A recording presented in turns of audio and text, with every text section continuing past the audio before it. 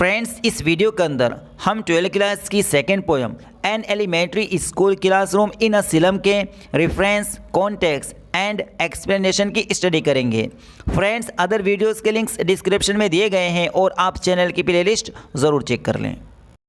पहले स्टैंजा की एक्सप्लेनेशन करते हैं।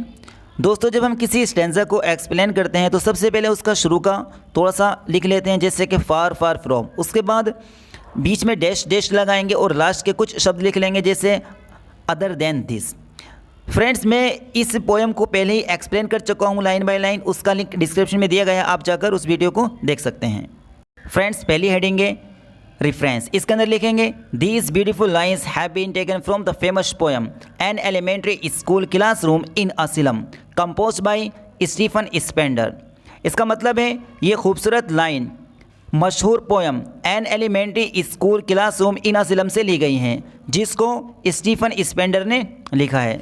फ्रेंड्स, किसी भी पोएम के रेफरेंस के अंदर ये सेम लिखना होता है, सिर्फ पोएम का नाम और पोएट का नाम चेंज करना होता है। नेक्स्ट हेडिंग है context. In this charming stanza the poet tells us about. Friends, इतना हर एक पोएम के कॉन्टेक्स्ट में लिखना है, चाहे कोई सी भी पोएम क्यों ना हो। The miserable condition of सिलम classroom and about the poor children. इस चार्मिंग स्टैंजा में पोएट हमें गंदी बस्तियों की क्लासरूम की बुरी कंडीशन और गरीब बच्चों के बारे में बताता है। नेक्स्ट हेडिंग है explanation. Here the poet says that. इतना हर एक एक्सप्लेनेशन में लिखना है, चाहे कोई सी भी पोएम क्यों ना हो। That he visits the सिलम classroom and finds the children in very miserable condition. यहाँ कभी कहता है कि वह झुग्गी झोंपड़ियों की क्लास में जाता है और बच्चों को बहुत बुरी कंडीशन में पाता है। Their faces were very dull. उनके चेहरे बहुत फीके थे। No any brightness was available at their faces. उनके चेहरों पर कोई चमक नहीं थी। Their dry hair were spreaded around their faces and neck like dry grass. उनके सूखे बाल उनके चेहरे और गर्दन के चारों ओर सूखी घास की तरह फैले हुए थे। There was also a girl there who was tall and she was sitting downing her head. वहाँ एक लड़की भी थी जो लंबी थी और वे अपना सिर झुकाकर बैठी थी। A very thin boy like paper was also there whose eyes were very small like rat's eyes. कागज जैसा एक बहुत दुबला पतला लड़का भी था जिसकी आंखें चूहों की आंखों की तरह बहुत छोटी थी। There was also one more boy who was suffering twisted bones and was repeating his father's gnarled disease. वहाँ एक और लड़का भी था जो मुड़ी हुई हड्डियों से पीड़ित था और अपने पिता की विरासत में मिली गठिया की बीमारी को दोहरा रहा था। The class had a very low light which harmed the eyes. Class में बहुत कम रोशनी थी जिससे आंखों को नुकसान होता था। At backside the lonely cute and little boy was sitting who was seeing the squirrel playing. पीछे की तरफ एक अकेला प्यारा और छोटा लड़का बैठा था जो गिलहरी को खेलता हुआ देख रहा था। नेक्स्ट स्टेंजा की एक्सप्लेनेशन करते हैं। सबसे पहले इस स्टेंजा का शुरू का लिख लेंगे ऑन शोर क्रीम, फिर लास्ट का लिखेंगे स्टार्स ऑफ वर्ड्स। रेफरेंस हमारा सेम रहेगा। नेक्स्ट हेडिंग है context. In this charming stanza the poet tells अस। इतना सेम करना है। Internal condition of the classroom of सिलम and the future of the सिलम children.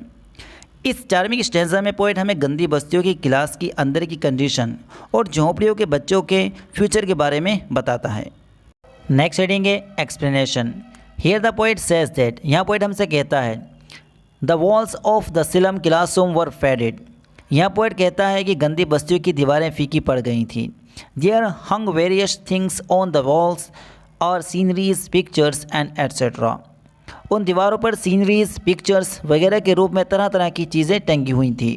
One of those was Shakespeare picture. उनमें से एक Shakespeare की तस्वीर थी। Were was a scenery with the picture of morning time with clouds and were some domes pictures which were leading the whole population. एक बादल के साथ सुबह के समय की तस्वीर का एक नज़ारा था और कुछ गुंबद वाली तस्वीरें थीं जो पूरी आबादी को रास्ता बता रही थी। There were Tyrolese valley picture. Tyrolese घाटी की तस्वीर थी। And was map of the world which was representing the whole world with all land and seas to this slum world. और दुनिया का नक्शा था जो इस झुग्गी झोपड़ी की दुनिया को अपनी दुनिया के बारे में बता रहा था।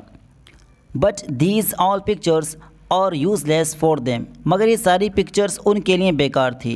Because they had never visited anywhere. क्योंकि वे कभी भी कहीं नहीं गए थे। This slum was there world and future. ये झुग्गी झोंपड़ी उनकी दुनिया और उनका फ्यूचर था। नेक्स्ट स्टैंजा है, सबसे पहले हम शुरू कर ले लेंगे। Surely Shakespeare is dash dash dash, उसके बाद एज बिग एज डूम। यहाँ पर हमारा रेफरेंस सेम रहेगा। नेक्स्ट हेडिंग है context. In this charming stanza the poet tells us about, इतना सेम रहना है। The uselessness of things on the wall and the low living standard of the slum children. इस charming stanza में poet हमें दीवार पर लटकी बेकार की चीज़ें और झोंपड़ियों में रहने वाले बच्चों के नीचे दर्जे की ज़िंदगी के लेवल के बारे में बताता है। एक्सप्लेनेशन है, here the poet says that the picture of Shakespeare is surely useless for them. यहाँ पोएट कहता है कि शेक्सपियर की पिक्चर यकीनन उनके लिए बेकार है। Because Shakespeare is completely stranger for them, क्योंकि शेक्सपियर उनके लिए पूरी तरह से अजनबी है। The map is bad example, नक्शा एक बुरा उदाहरण है। Because the locations shown in the map are totally stranger for them, क्योंकि नक्शे में दिखाए गए स्थान उनके लिए पूरी तरह से अजीब हैं। Their lives are limited in their dark foggy huts which never ends.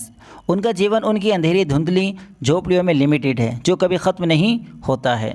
These children mostly waste their time sitting leisurely. ये बच्चे ज़्यादातर अपना खाली समय बिना फालतू में बर्बाद कर देते हैं। They are so thin that their bones are visible from their skin. वे इतने पतले हैं कि उनकी हड्डियाँ उनकी खाल से दिखाई देती हैं।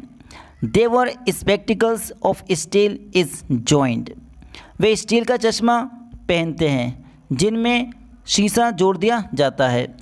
And this point, और इस पॉइंट पर the poet becomes angry. Poet नाराज़ हो जाता है। He tells that their maximum time and creativity waste in this foggy slum. वे बताता है कि इस धुंधली झुग्गी में उनका ज़्यादातर समय और कुछ नया करने की काबिलियत बर्बाद होती है। So the poet demands to destroy maps as well as slums like the day of doom. इसलिए पोएट क़यामत के दिन की तरह नक्शे के साथ साथ झुग्गी झोंपड़ियों को भी नष्ट करने की डिमांड करता है। नेक्स्ट स्टैंजा है, सबसे पहले useless governor dash dash dash, फिर लैंग्वेज इज़ द सन। दोस्तों रेफरेंस यहाँ भी हमारा सेम रहना है। कॉन्टेक्स्ट है, इन this charming stanza the poet tells us about, इतना सेम लिखना है। His demand for slum children telling the ways for their development. इस चार्मिंग स्टैंजा में कवि हमें झुग्गी झोपड़ी के बच्चों की मांग के बारे में बताता है और उनके विकास के तरीके बताता है। एक्सप्लेनेशन है, here the poet says that until governor, inspector, visitor and other authorities would not face up their responsibilities the condition of slum children would remain same. यहाँ कभी कहता है कि जब तक राज्यपाल, मुआयना करने वाले और दूसरे अधिकारी अपनी जिम्मेदारी को नहीं अंजाम देंगे तब तक झुग्गी झोपड़ी के बच्चों की कंडीशन जस की तस बनी रहेगी। The poet advices that this map must be futuristic gateway and those Windows also which close and bound there leaves like catacombs. Poet advice देता है कि ये नक्शा फ्यूचर का एंट्री गेट होना चाहिए और वे खिड़कियाँ भी जो कब्र की तरह उनके जीवन को बंद कर देती हैं। The poet finally concludes to break that everything which stops those children and their development. Poet आखिर में ये कंक्लूज़न निकालता है कि उन सब चीज़ों को तोड़ दो जो उन बच्चों को और उनके विकास को रोकती हैं। Those children must be sent to cities और shown visited green fields open spaces to them. उन बच्चों को शहरों में भेजा जाना चाहिए या उन्हें हरे भरे खेतों, खुली जगहों पर भेजा जाना चाहिए। The poet wants to make them free to move everywhere and all sands they walk under the sky and they must be trained.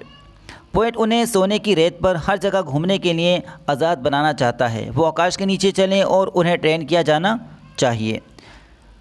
Make them free to educate and they must be given natural environment. उन्हें शिक्षित करने के लिए आज़ाद करें और उन्हें natural environment दिया जाना चाहिए। Let them create history and shine like sun. उन्हें इतिहास रचने दो और सूरज की तरह चमकने दो। फ्रेंड्स, अगर आपको ये वीडियो पसंद आई है तो इस वीडियो को लाइक करो, कमेंट करो और हमारे चैनल इफ्ती सर को ज़रूर सब्सक्राइब करो। दोस्तों, आप इस वीडियो को अपने दोस्त, अपने रिलेटिव्स को भी शेयर कर दो ताकि वे भी इस वीडियो को देखकर कुछ फ़ायदा उठा सकें।